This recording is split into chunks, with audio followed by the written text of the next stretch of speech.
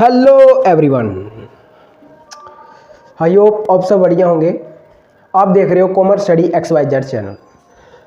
तो today we will learn about what is a entrepreneurship and importance of entrepreneurship. ये काफ़ी important topic है, please आराम से सुनना, ठीक है। तो शुरू करते हैं। What is a entrepreneurship.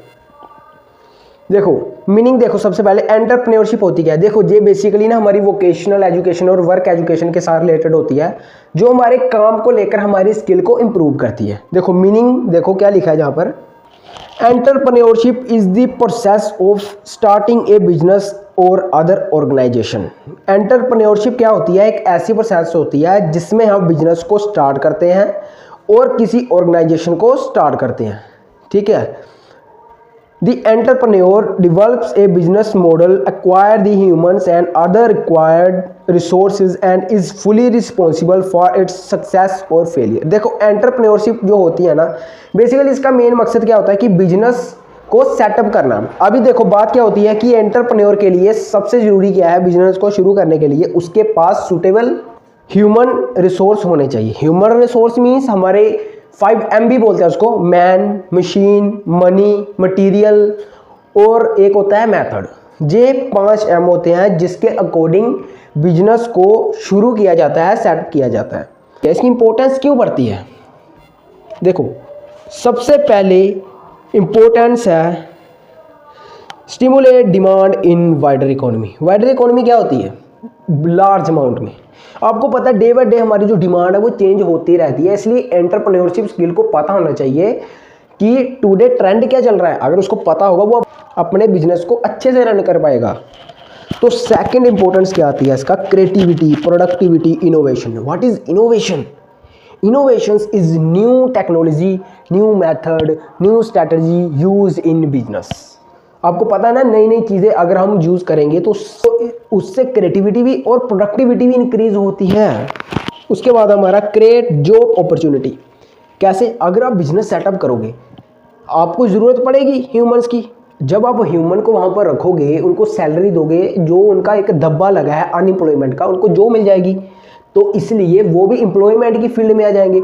इससे आप जॉब की अपॉर्चुनिटी दे रहे हो, ठीक है। फिर उसके बाद हमारा आता है develop community. Community means society.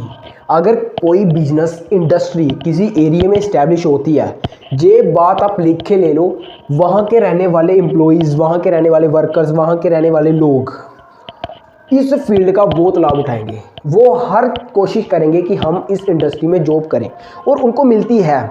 इसलिए जब इंडस्ट्री एक इस्टेब्लिश की जाती है तो काफ़ी लोगों को रोज़गार भी मिलता है।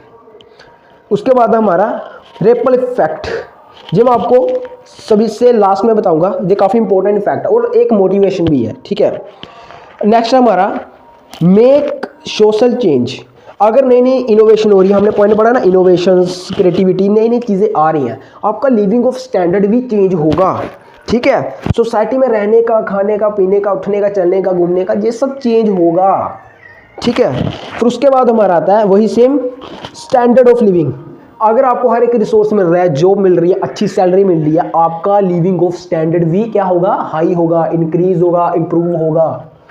फिर उसके बाद हमें मिलता है, तो उसके बाद हमारा इंपॉर्टेंस जो आता है, काफ़ी इंपॉर्टेंट भाई, काफ़ी इंपॉर्टेंट है, सच बोल रहा हूँ, product research and development. Simple बात है, अगर कोई भी इंडस्ट्री बनती है, एंटरप्रेन्योरशिप अगर आती है, बिजनेस बनता है, स्टार्टिंग होती है, तो हमारा डायरेक्ट इम्पैक्ट किसके ऊपर पड़ता है, हमारी नेशनल इकोनॉमी हमारी बिल्ड होती है। तो काफ़ी इंपॉर्टेंट है, नई नई रिसर्च होती है जिससे कंज्यूमर को अच्छे प्रोडक्ट, अच्छी क्वालिटी और लेस कॉस्ट में मिलते हैं। हमारा political and economic integrated of outside.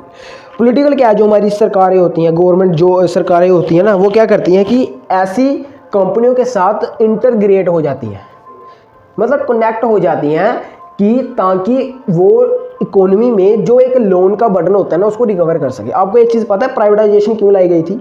क्योंकि गवर्नमेंट लोन देने में नाकाम हो रही थी, इसलिए प्राइवेटाइजेशन आई।